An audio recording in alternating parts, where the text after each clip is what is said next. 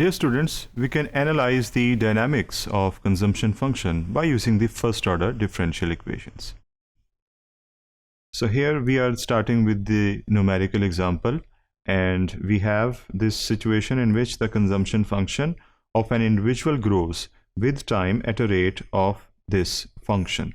So जो consumption function है वो हमें नहीं given, rather उसका derivative given है जो कि consumption के rate of change को show कर रहा है. और यहाँ पर आप देख रहे हैं कि dc over dt, that is the change in the consumption over time, is given with the help of this differential equation, which is first order differential equation.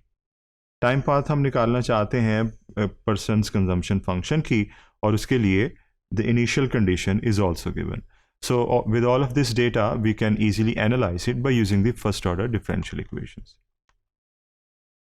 Given differential equation ये है, और इसे हम रीअरेंज करके इस तरह it's not precisely in that standard form, so इसे थोड़ा सा रीअरेंज हम कर लेते हैं, बिकॉज ये माइनस सी जो है अगर हम लेफ्ट हैंड साइड पे ले आए तो ये प्लस सी हो जाएगा. And now it becomes very much comparable with the standard form, जिसमें जो वेरिएबल डिपेंडेंट वन होता है that comes on the left hand side, not on the right hand side. Right hand side पे हमने देखा है कि कांस्टेंट होता है, दैट्स वाई आप देख रहे हैं 100 हमने यहीं पे रहने दिया, और जो -2c है उसे राइट हैंड साइड से लेफ्ट हैंड साइड पे ले आए. Now it is very much comparable, जिसकी वजह से a की वैल्यू और b की वैल्यू ईजीली एक्सट्रैक्ट हो गई. और यहाँ पर हम ये भी देख रहे हैं कि dy ओवर dt जो स्टैंडर्ड फॉर्म में यूज़ होता है उसकी जगह dc ओवर dt है. इन वैल्यूज़ को एक्सट्रैक्ट करके हमने यहाँ पर लिख लिया, और b इज़ इक्वल टू 0, हमारे पास एक वैल्यू है, दूसरी वैल्यू है a is equal to 2, y की जगह है c, और इनिशियल कंडीशन जो कि y नॉट की जगह c नॉट से रिप्रेजेंट हुई है वो है हमारे पास 10, which was already given in the beginning. अब हमने ये फैसला करना है कि out of 3 cases which one of the case is present here, और b इज़ इक्वल टू 100 है. चूँकि 100 is not equal to 0, it means कि हम नॉन होमोजीनियस केस की बात करें.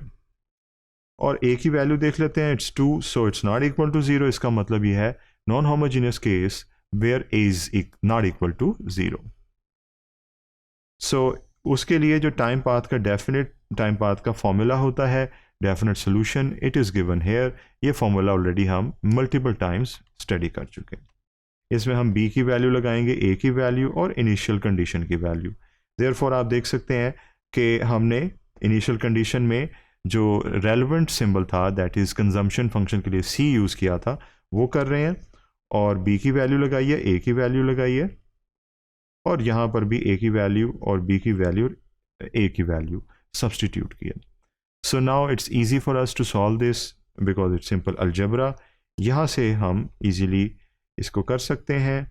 Again the final step will be this, जिसके अंदर हमारे पास कंजम्पशन की टाइम पाथ डेवलप हो गई है. इस -40 एक्सपोनेंट -2t + 50. जो ये स्टेप्स हैं they are there, you can do दो स्टेप्स. अब इस definite time path of consumption की हेयर स्प्लिटिंग करते हैं. इसमें हम देख सकते हैं कि कंप्लीमेंट्री फंक्शन ये है और पर्टिकुलर सोल्यूशन या इक्विलिब्रियम वैल्यू ये है. सो डायनामिक स्टेबिलिटी अब हम इसे एनालाइज कर सकते हैं, और उसमें आपको पता है कंप्लीमेंट्री फंक्शन की बेसिस पे फैसला किया जाता है. सो हमने इसको बोरो कर लिया, और इसमें से जब हमने एक्सपोनेंट के रेट ऑफ ग्रोथ को देखा तो वो माइनस वैल्यू के साथ है. इट मीन्स कि ये रेट ऑफ डिके है, और अगले स्टेप में हमने इसको न्यूमेरिकली वेरीफाई करना है कि क्या ये वाकई ही एक्सपोनेंशियल डिके का बाइस बन रहा है. सो ये हमने उस पार्ट को जो कि कम्प्लीमेंट्री फंक्शन है कंजम्पशन फंक्शन का, उसे अलहदा से लिखा, और ओवरऑल सोल्यूशन को हमने इधर मेंशन किया. टाइम जो है हमने उसे इंडेफिनिटली अलाउ किया टू चेंज, और उसमें वैल्यूज़ लगाई टाइम की. तो हमारे पास पहली जो वैल्यू वो -40 आई जब हमने t की जगह 0 लगाया, और उसके बाद ये वैल्यूज़ कम होती गई, और they reached a very small value जहाँ पे नियरली इक्वल टू 0 है, और नेगेटिव साइन जो है वो परसिस्ट कर रहा है. इसका मतलब ये है कि जो डेविएशन है वो नेगेटिव है, लेकिन अगर मैग्नीट्यूड की बात की जाए तो वो डेविएशन ओवर टाइम कम होती नज़र आ रही है. फिर हम देख लेते हैं टाइम पाथ पे क्या असर है. टाइम पाथ के फॉर्मूले में c में, that is the complementary function, 50 जमा हो रहा है, इसलिए आप देख रहे हैं कि ये -40 10 बन गया, एंड सो ऑन.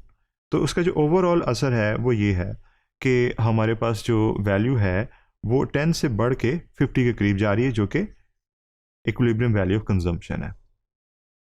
सो यही हम चाहते थे कि हमें इसकी डायनामिक स्टेबिलिटी का अंदाज़ा हो, और आपने देखा कि टाइम और कंजम्पशन को हमने प्लॉट किया, जहाँ पर इक्विलिब्रियम लेवल ऑफ कंजम्पशन ये है, और आप देख रहे हैं कि there is a change in the time path, और टाइम पाथ कन्वर्ज हो रही है टुवर्ड्स द इक्विलिब्रियम। सफ़र का आगाज़ इक्विलिब्रियम से नीचे से हो रहा है, नेगेटिव डेविएशन है, और जो डेविएशन है वो एब्सोल्यूट सेंस में कम होती जा रही है।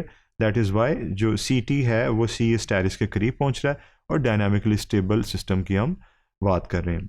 यहाँ पर वही बात दूसरे सिंबॉलिक वे में लिखी हुई है, जैसे जैसे टाइम गुजरेगा कंजम्पशन फंक्शन जो है, कंजम्पशन फंक्शन का जो कम्प्लीमेंट्री फंक्शन है वो रिड्यूस होगा, and that will reach approximately to zero, जिसकी वजह से जो CT है वो C स्टेरिस यानी कि इक्विलिब्रियम की तरफ जाएगी और कन्वर्जेंस होगी। So the convergence is the final result of this whole exercise, and what we saw is that consumption function जो कि एक अहम function है, उसका analysis हम कर सकते हैं, dynamic analysis, by using the first order differential equations. Thank you.